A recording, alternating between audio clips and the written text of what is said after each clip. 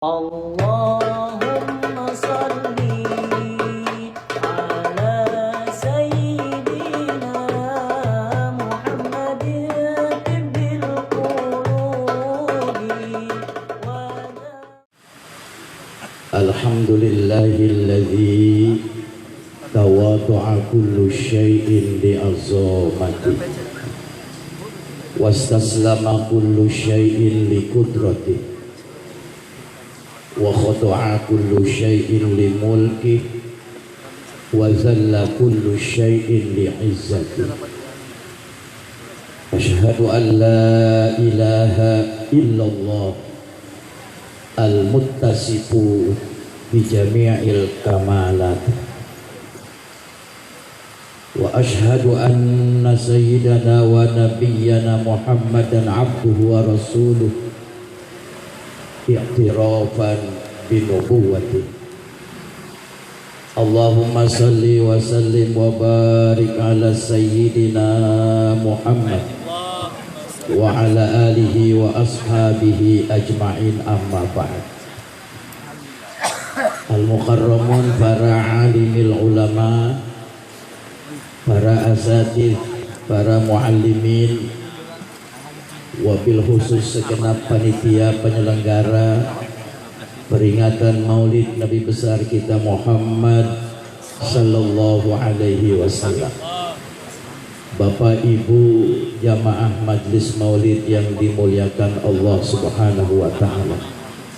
Mohon maaf apabila tidak disebutkan satu persatu.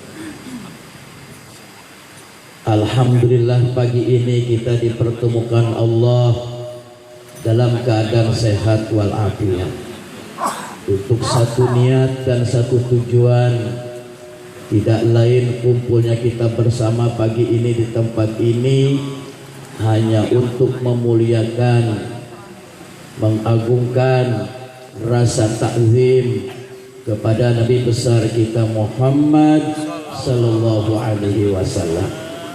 Mungkin Al-Fakir tidak panjang, sehubungan akan langsung berangkat ke Cibaliung, perjalanan 5 jam, jam 2 di Tugu di sana. Tahadus bin nikmah, alhamdulillah, kembali kita bersama dalam setiap tahunnya bertepatan dengan bulan Maulid Nabi besar kita ke bulan Maulid, maka kita selaku umat Islam, umatnya Rasulullah sallallahu alaihi wasallam, alhamdulillah tidak pernah lupa untuk mengadakan peringatan yang disebut peringatan Maulid Nabi. Ibu sudah berapa kali hadir di peringatan Maulid? Sudah sering ya. Alhamdulillah, semoga Maulid yang kita kunjungi di mana tempat menjadi vitamin. Karena tujuan utama diadakannya peringatan Maulid di mana tempat dulu ini bicara dulu. Asal mula diadakannya peringatan Maulid ini adalah untuk memberikan dan meningkatkan semangat umat Islam. Setelah dilihat oleh ulama-ulama kita dahulu,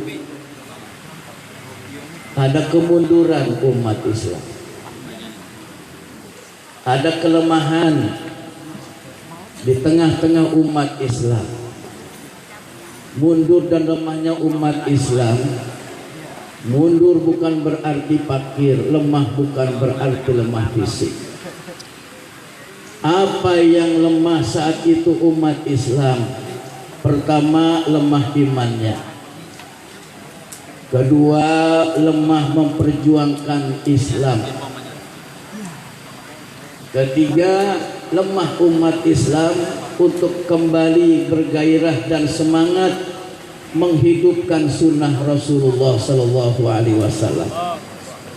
Maka dulu salah satu ulama, Salahuddin Al-Ayyubi, berinisiatif bagaimana cara untuk kembali membangkitkan umat Islam yang lemah menjadi kuat, yang tidak semangat menjadi semangat. Maka diadakanlah pertemuan seluruh umat Islam pada waktu itu agar kembali umat Islam memperjuangkan agamanya. Diundanglah seluruh umat Islam menghabiskan dana miliaran. Nah, kalau ini mah berapa dana? Sampai 1 M.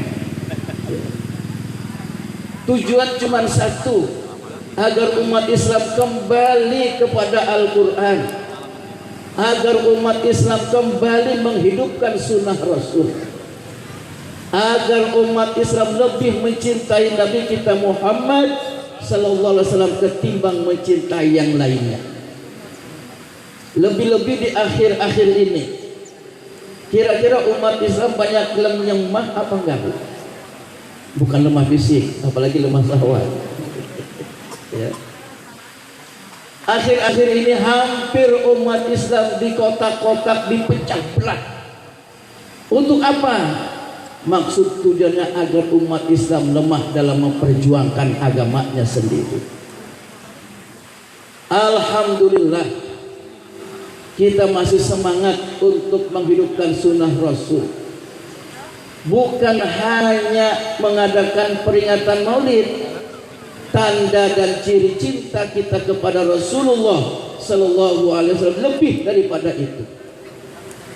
Ini hanya bagian dari untuk menunjukkan rasa cinta kita kepada Rasulullah sallallahu alaihi wasallam. Yang lebih adalah di samping kita mengadakan peringatan lahirnya Nabi besar kita Muhammad sallallahu alaihi wasallam, juga kita harus semangat menghidupkan sunnah Rasul.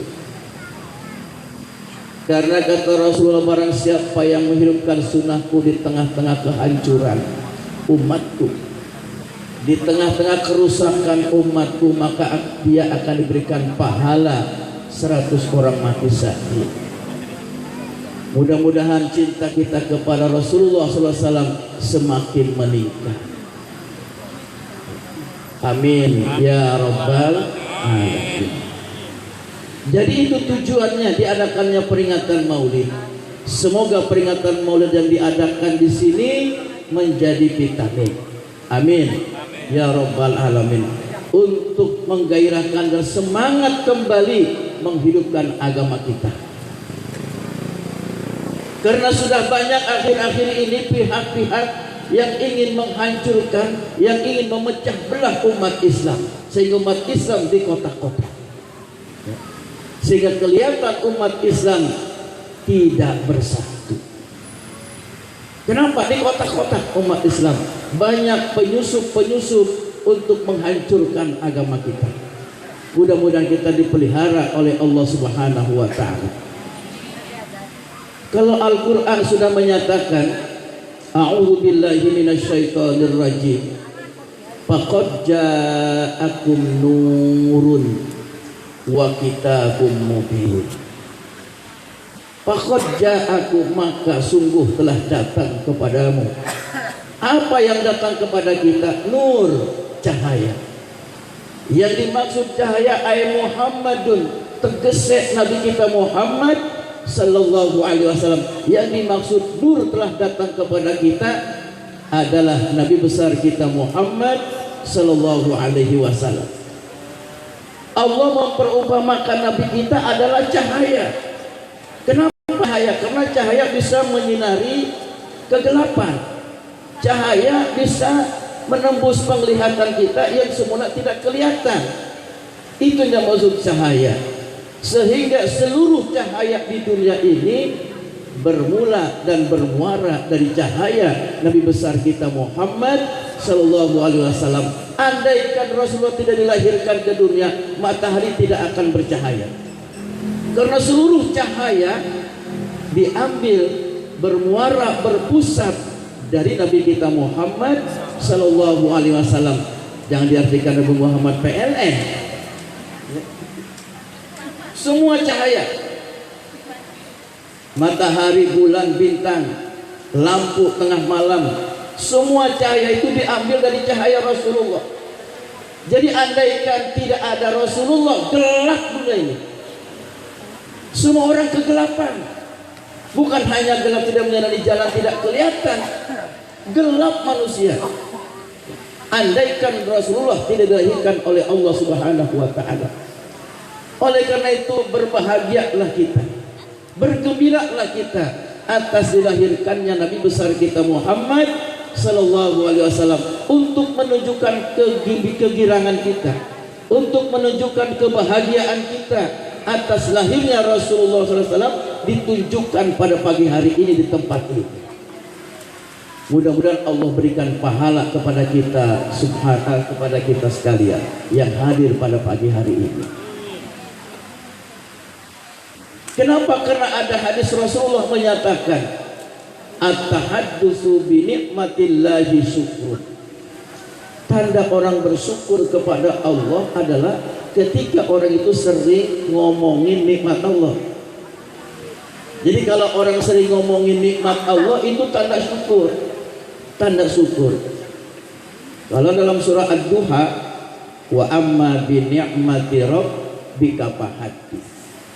Jadi kalau orang sering ngomongin nikmat Allah itu tanda bersyukur. Jadi ibu kalau dapat nikmat omongin. Ini kadang-kadang dapat musibah doang omongin. Kirain aja punya duit kagak ngomong. Lagi nggak punya duit, se-RT orang tahu semua. Kalau dapat duit diem. Kalau nggak punya duit, puyeng cerita kepada semua orang.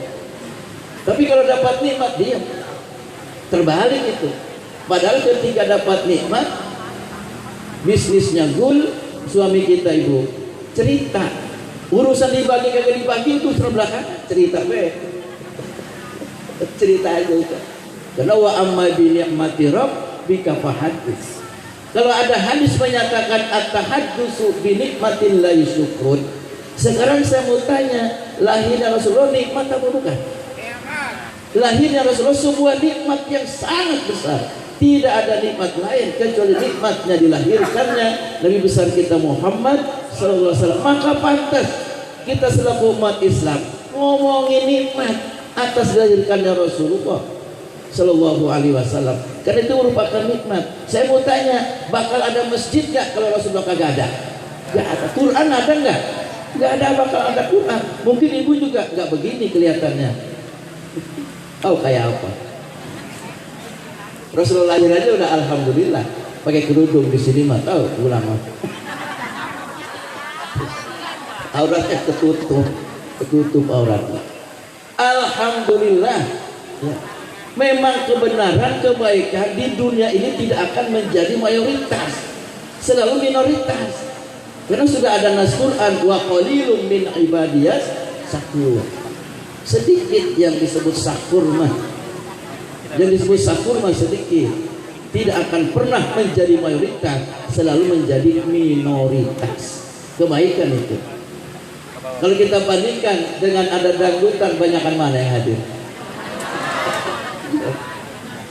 Mulut ini kan nunggu tadi itu. Ngumpul dulu.